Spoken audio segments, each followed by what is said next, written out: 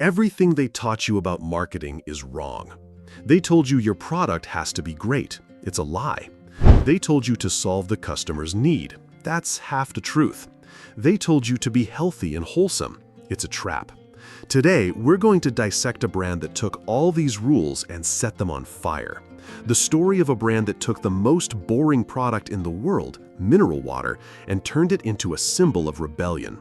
A $700 million empire that with just a can of water is mocking the entire beverage industry. The name of this beast is Liquid Death. And this isn't a story about selling water. This is the story of selling an idea. A dirty, brilliant, and incredibly profitable idea. Ready to enter the mind of the beast's creator? Close your eyes. Think about mineral water. What do you see? Snowy mountains, crystal clear springs, happy people in white workout clothes, a color palette of sky blue and nature green. They're all screaming the same message: purity, health, serenity. These are the unwritten rules of an industry. For decades, everyone was telling the same repetitive story. They were all drowning in a sea of sameness. And this meant if you were a person who hated this sanitized world, if you listened to heavy metal, if you were a skateboarder, if you were a gamer, or if you were just sick of fake corporate smiles, no brand was speaking to you. You were a ghost to them, a multi-million-dollar market of thirsty ghosts. This was the biggest blind spot in the beverage industry, a massive glitch in the system. And wherever there's a glitch, a hacker shows up to exploit it. Meet Mike Cesario, a marketing hacker. Mike didn't come from a fancy corporate tower. He came from the dark basements of punk rock concerts. He had worked in the advertising industry his whole life, and he was tired of the boring, repetitive world.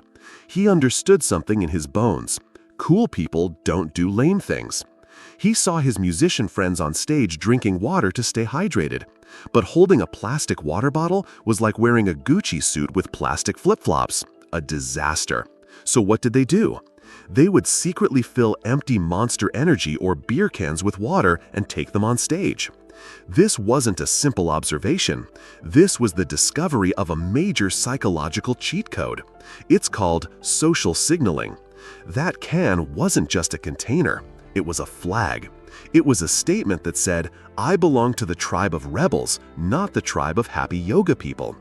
People don't consume a product. People consume an identity. And this is where the $700 million question formed in Mike's mind. What if we made a water that was as cool as an energy drink? What if we made a water that hates health marketing and markets entertainment and humor instead? From this idea, the name Liquid Death was born. A name that is a marketing campaign in itself. A dirty joke mocking the pure world of mineral water. Their slogan, "Murder your thirst." Their packaging, tall boy aluminum cans, just like beer.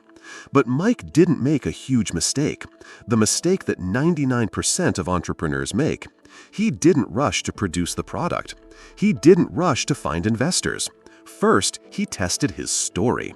Instead of a minimum viable product, MVP, he created a minimum viable brand. With just $1,500, he created a commercial. A hilarious, brutal video that made fun of mineral water. And he posted it on Facebook. The result? An explosion.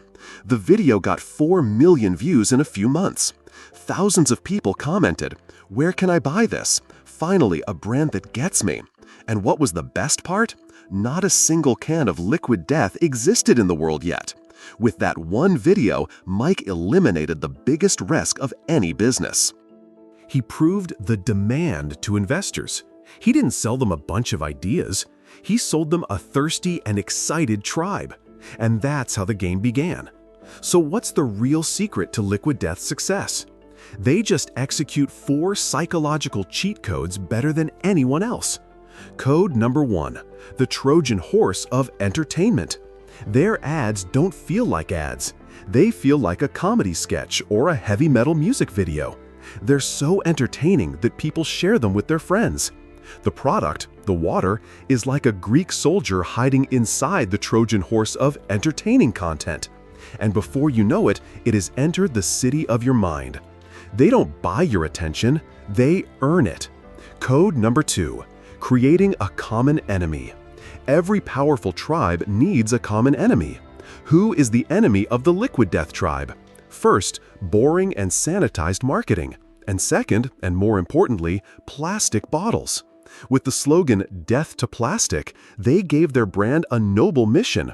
We're not just a cool water, we're saving the planet. This code turned their brand from a simple joke into a movement. Code number 3, taboo breaking as a weapon. Our brain is designed to notice pattern breaks. When we see something we don't expect, we get hooked. Liquid Death took the most sacred thing in the beverage industry, the purity of water, and mixed it with the dirtiest thing, death. This contrast, this taboo breaking, creates a cognitive shock, a shock that makes it impossible for you to ignore them. Code number 4, the uniform of identity. This is their deepest code.